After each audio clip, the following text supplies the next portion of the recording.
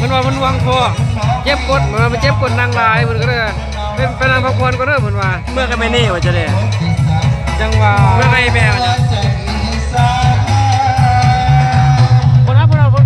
คนนั้นนั่งเดียวนี่มันว่า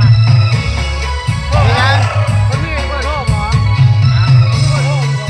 ได้ยินไหมพี่ว่าคนแพงเลยเนี่ยเสียปะยังไม่ได้นะ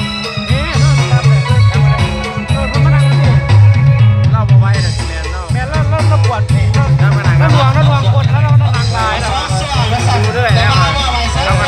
เนี่ยเสียอยู่ไหนมันเสียแค่ไหนอะไรก็ต่อใช่หรอเฮ้